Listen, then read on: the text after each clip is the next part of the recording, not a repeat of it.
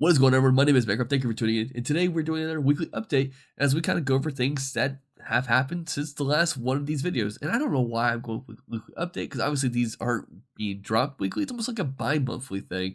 But I would like to get back to a weekly update schedule. But hey, like always, just buttons, links, check them out. But let's get into it. There was a lot of stuff that's dropped, and a time of me recording this, and obviously this video is more delayed than I intended to be. I wanted to drop this on Monday, but due to sinus issues and whatnot, I held off. But since point A to point B, which is this is point B, we have all the leaders dropped finally. We've had a banned list and a banned, limited, and errata list for Masters. And for Future World, we got a errata list as well. At least one card got errata as well. And yeah, let's gonna kind of cover those real quick. So for the Fusion World part of this video, we got the Son Goku card number 46. And beforehand, it would shoot up to one of your battle cards with a cost of 4 more. Return to the owner's hand, shoots one of your opponent's battle cards, return to its owner's hand. And it's been eroded to be choose one of your battle cards. So this is an on-play auto. And so that way there's not the ability to just play this card, choose no targets, and then bounce on your opponent's card. You have to send one of your cards back to your hand in order to get this effect off. So yeah, that's Future World. Also, we do have a Future World video coming out later today. We had a couple guys show up this past weekend. And what's interesting, we need to figure out hopefully a new day or at least schedule something differently because I don't like having to choose between playing Fusion World or Masters. I would like to be able to play both of them. And for some reason, our shop is currently set up to have both events the exact same day at the exact same time. So we're talking about possibly shifting that things around, see what's what. But I did get a game of Fusion World recorded and a game of Masters recorded. So those will both be coming out. I know it's Wednesday when this video drops, but Thursday and Friday will be those two videos. In the background, I've been working on the Trios of Saiyans, which is the one that won for our second poll. I got the profile working on that one right now. I got at least the idea of how I want to do the video, slightly different than the Meta Cooler, just because there is so many options to go with Meta Cooler. And then with the Trio of Saiyans, it's kind of like, this is what you want to do, but how are you going to tech around that? So hopefully you enjoyed that when I dropped that video as well. In case we don't get, say a group show up for Fusion World, or this is weird and I end up playing Masters instead of Fusion World, I still will plan on getting a recorded match of Fusion World.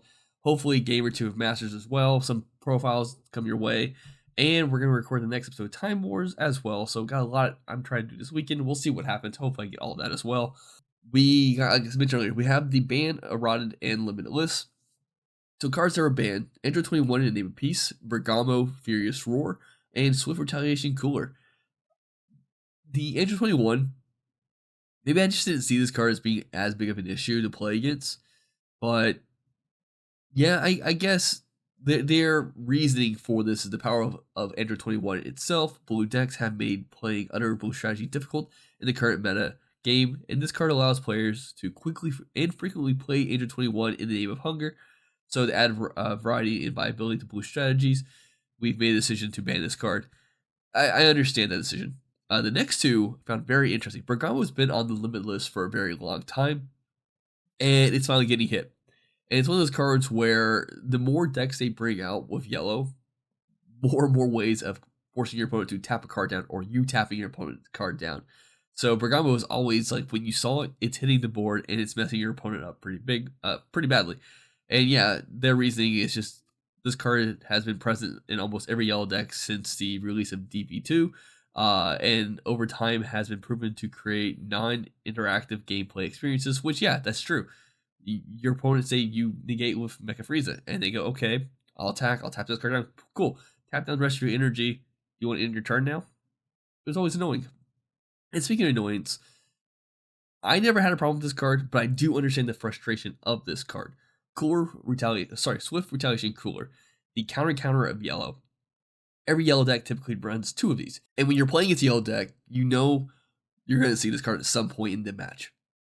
And the way I've always done it was, I tried to negate with the lesser negate first to bait out the cooler. And obviously you need to do that when you feel comfortable and going against whatever attack they're attacking you with. Now, a lot of times they'll just do the cool on the first negate, even if they're not trying to go for game on that one. But still, that's how I've always played it. I'm like, cool. Can I combo out of this attack if they were to Cooler Cooler me? If the answer is yes, then I'm going to bait out the Cooler Cooler because then they're tapping 3 energy down, and most likely that's going to end their turn because they're going to feel confident they're going to win that turn. And then on the second attack, I will negate with the card I want to negate. Now, Grant, I know every opportunity doesn't, you don't get that with every match, but that's typically my strategy when I play against yellow. And yeah, so seeing this card go away kind of gives a little bit of relief there. And now I know that I can negate this attack, and I don't have to feel worried that you're going to counter me. Now, granted, we still got blue with the Golden 8, but hey, that's 5 energy. The card that hit the limitless is the Kamehameha Omen of Victory. And really the reasoning is just that it has demonstrated itself to be a very powerful and flexible strategy that can implement multiple gameplays. Many decks struggle to have an answer to every option that Son Goku, Ultra Instinct, whatever, players may have. And to help regulate this deck's power level, they chose to limit this card. And I think it's a smart choice. I really do. Like, I've seen a lot of people complain about this deck. I've had trouble playing against this deck as well.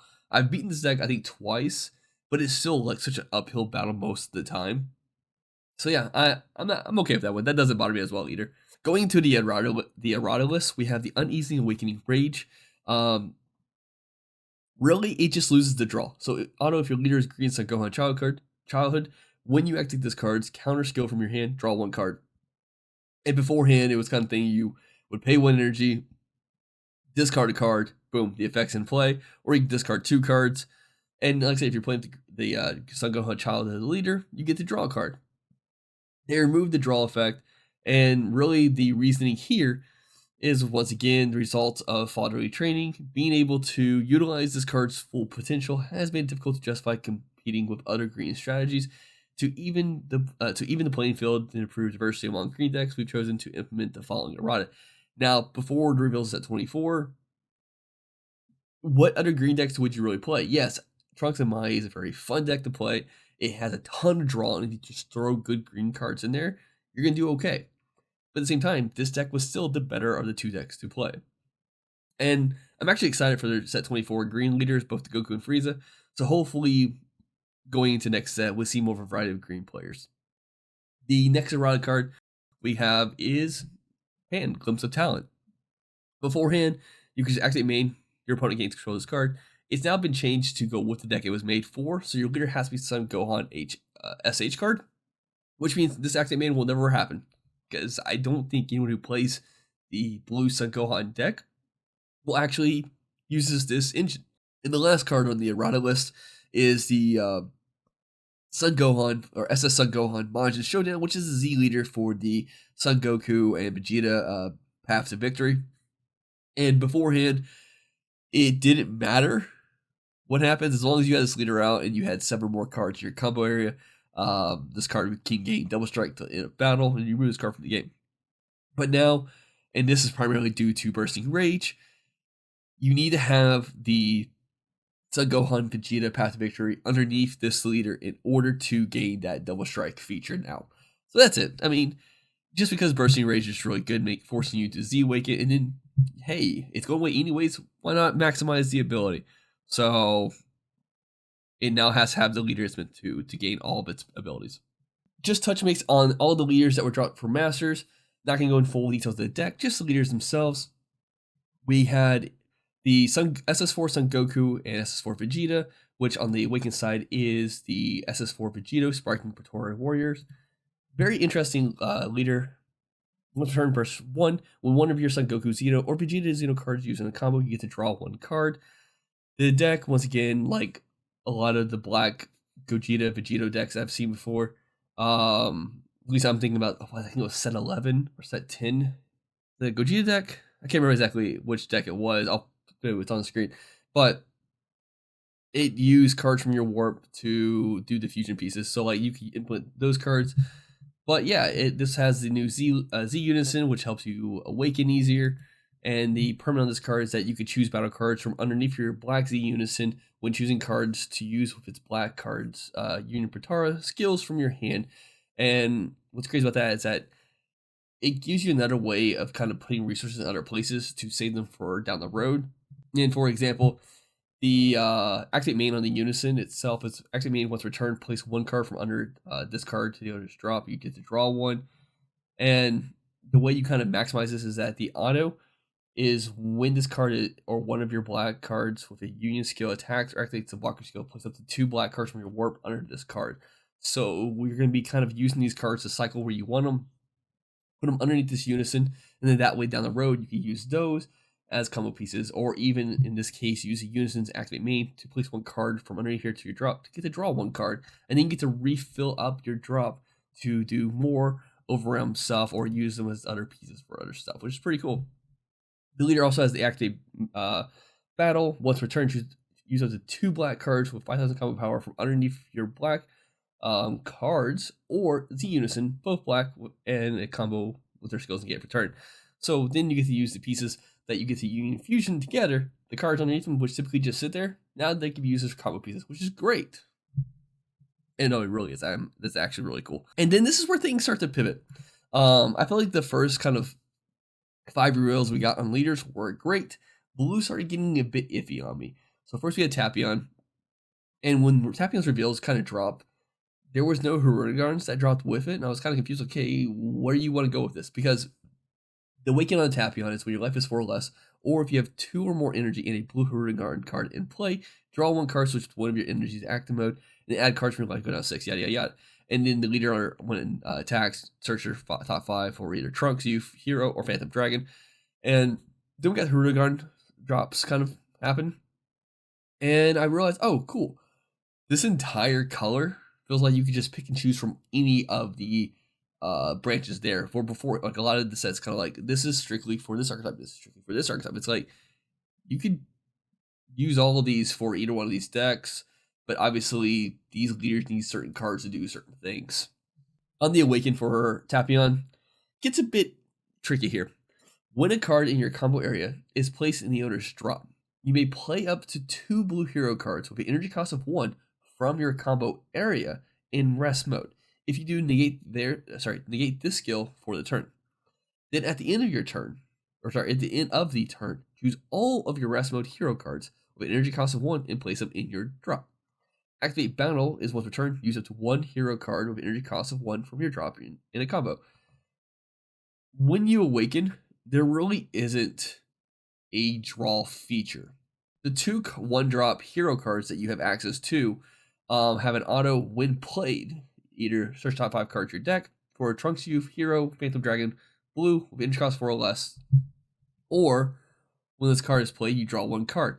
So that's how you're going to maximize the draws during these said turns, because you can also do this during your opponent's turn as well.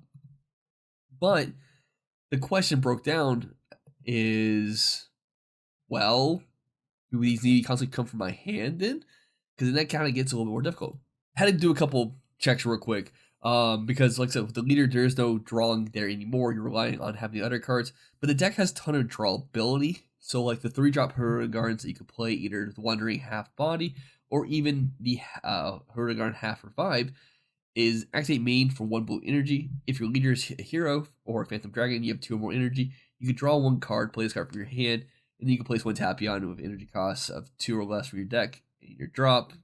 Get a piece there, sure. But those cards will play on those cards will draw you a card and play.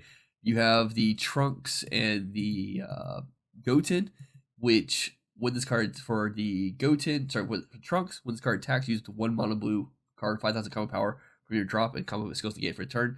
So you can at least feed 1 card into your combo area, and then you can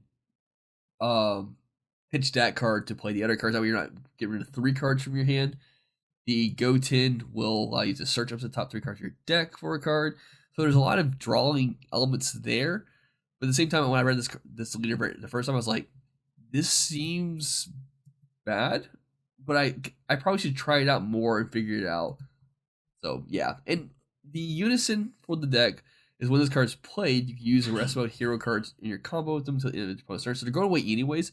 So this unison just allows you to reuse those cards again as combo pieces. But then it has active main, where you choose 1 of your hero cards, KO it, then choose up to 1 of your blue hero cards with energy cost of 1, return it to the owner's hand, switch up to 1 of your energies to active mode. So the deck also has the abilities to restanding energy, which is really fun.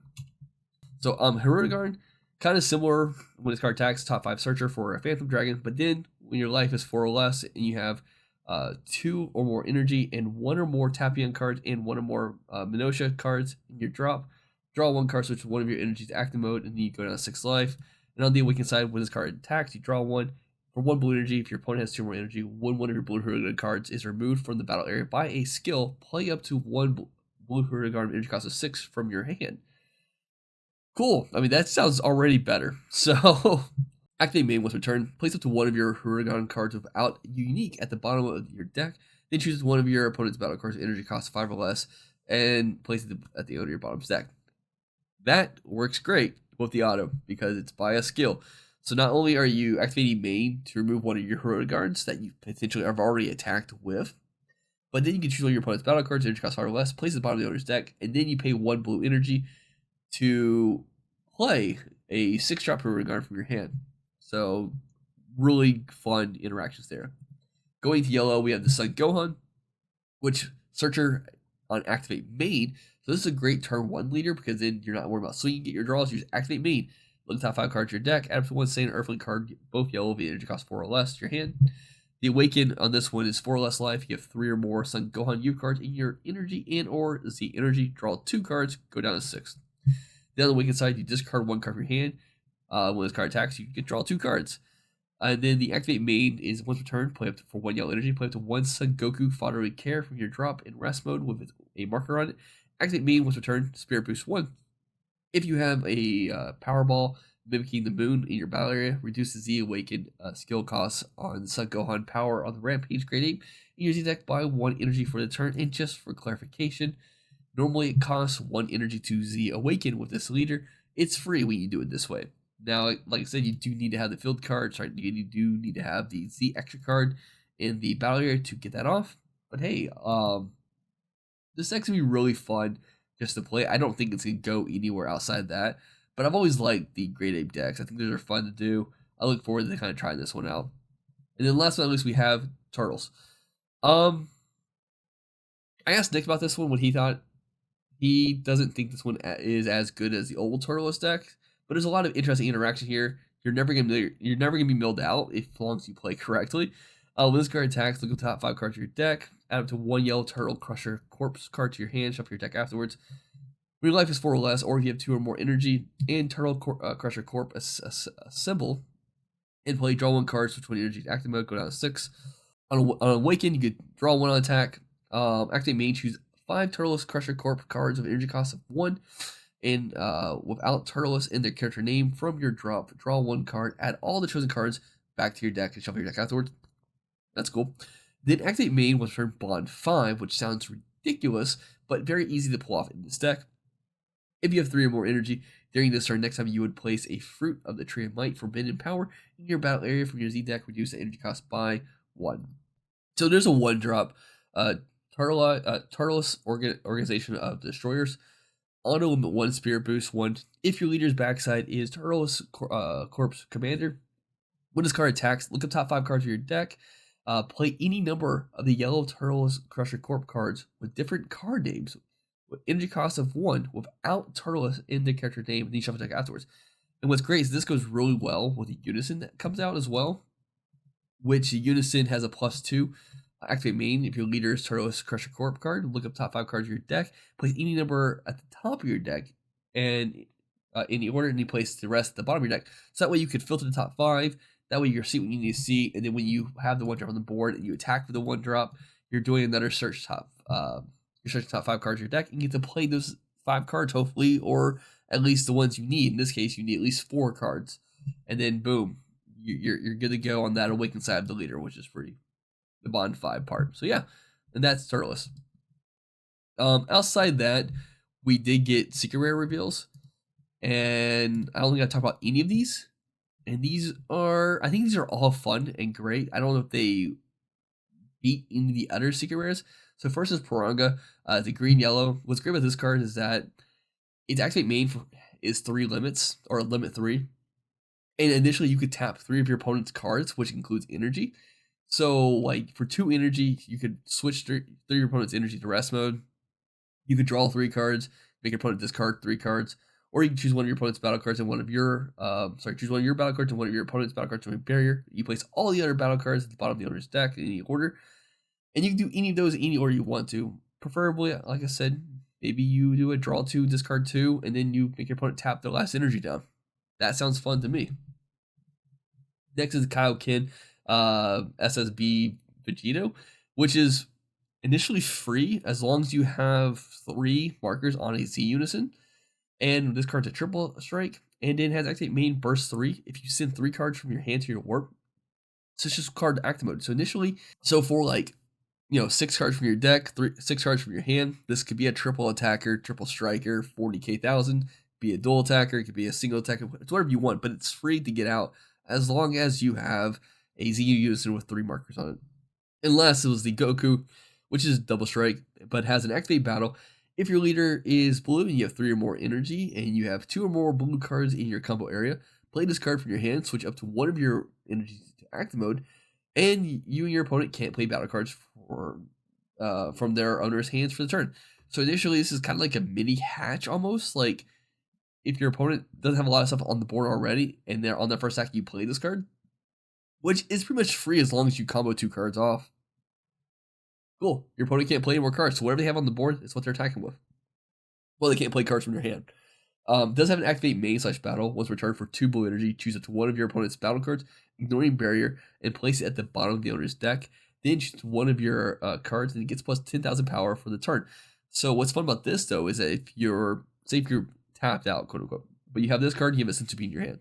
As long as you combo 2 cards off, and your opponent's going game with this super powerful battle card, they forget about this card, and they combo to 100,000 or whatever. Cool. I'm just gonna activate battle. So combo 2 cards, activate battle, play this card, restand energy, Sensu Bean, restand another energy, then pay activate main/battle, pay the 2 blue, pop that card, give my leader additional 10k boost, so making it either potentially 25 or 30 depending on who you're playing as. Actually, plus another 5k on top of that because it's Sensu Bean. So yeah, this secret rare sounds really fun. It's not as good as Hatch, but it's still like in that nice baseline of where you could play. You don't have to be super defensive, but you can also kind of like tread into more an oppressive, because it's a 40k double striker that can initially give itself that 10k boost as well for a turn if you're trying to go for that 50k game. If you want to spend 2 blue energy for that as well, though. But yeah, those were the secret rares that were dropped. Those were the bans erratas. Those were the videos to expect. Those were the leaders. I think that covers everything. So yeah, thanks for tuning in. Hope you all enjoy. And like I said, next week I will do the next poll for the leader, and hopefully I can get the profile out hopefully by this weekend, and also get a recorded match with the Trio Saiyans. I'm going to see if someone at the locals could play against it, just so we can get a video with that gameplay profile as well. But yeah, thanks for tuning in, guys. Bye.